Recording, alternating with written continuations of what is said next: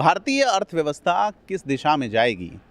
एक वक्त था जब दो सरदारों ने इस देश की इकोनॉमी को उस वक्त में संभाला जब दुनिया डूब रही थी, और एक मनमोहन सिंह जो हमारे बीच नहीं थे, दूसरे आज हमारे साथ हैं बात करने के लिए।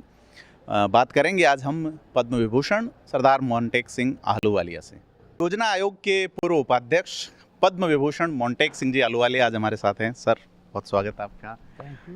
नीमली अलवर में है हम, पर्यावरण से जुड़ी हुई कार्यशाला में आपसे आपको सुनने का अवसर मिला सर। तो आपने जैसा बताया बायोडाइवर्सिटी और इन इश्यूज़ पे क्या एस्पेक्ट्स नज़र आते हैं सर आपको मौजूदा हालात में? देखिए, ये सारा जो मामला है बहुत इम्पोर्टेंट है जी।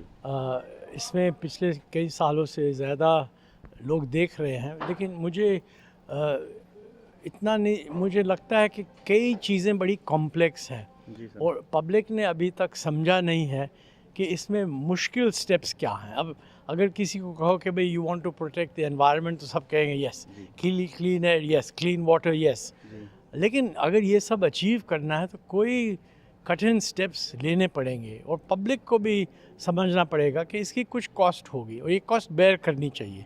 अब लोग कहते हैं कि भाई ये सब हो जाए लेकिन कॉस्ट ना हो, और फिर उनकी मन में ये है कि भाई सरकार सब पे करेगी। तो वो तो हो नहीं सकता ना, उनके पास इतनी रिसोर्सेज नहीं है। जी, मुश्किल वक्त दुनिया ने देखा था सर, 2000 का दशक जो था Y2K, और भारत एकमात्र अपनी इकोनॉमी स्टेबल कर रहा था। दो सरदारों की अहम भूमिका थी, उनमें से एक आप थे सर। तो क्या स्टेप्स होने चाहिए? नहीं, देखिए, वो जो 2000 Y2K की बात कर रहे हैं, वो रिलेटिवली सिंपल प्रॉब्लम थी और वो हैंडल कर सकते। ये तो बड़ी कॉम्प्लेक्स है, सब कुछ जो हम कर रहे हैं, जैसे हमारी सिटीज़ हैं, जैसे ट्रांसपोर्ट सिस्टम्स हैं, एनर्जी सिस्टम्स हैं, इनको मॉडर्नाइज नहीं, इनको रिफॉर्म करना पड़ेगा। टेक्नोलॉजी भी रिफॉर्म करनी पड़ेगी इंडस्ट्री तो की। ये सिंपल नहीं है। लेकिन लेकिन लोगों को समझना चाहिए कि ये ज़रूरी है, भी ये कॉम्प्लिकेटेड है। इसीलिए हमारा जो लक्ष्य है कहते हैं नेट ज़ीरो बाय 2070, वो तो it's quite a long time. जी बिल्कुल। लेकिन अब अगर हम समझ लें, अगर हम अंडरस्टैंड करें कि ये डिफ़िकल्ट स्टेप्स लेने हैं, तो फिर शायद हम ले सकेंगे। So I am not pessimistic, but मुश्किल है, और between saying it and doing it is a lot of action. जी, एज एन इकोनॉमिस्ट सर, आप क्या कहना चाहेंगे मौजूदा हालातों के बारे में, अगर कोई कोट हो?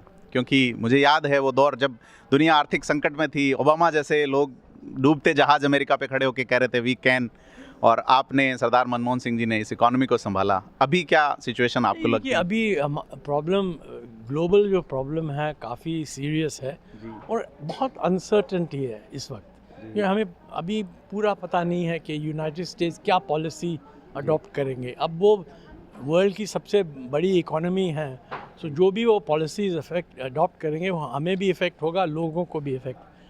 इस वक्त कहना कि हम ये करेंगे ठीक नहीं लगता, क्योंकि अभी तक पूरी सर्टेनिटी नहीं है कि ये लोग कैसे हैंडल करेंगे।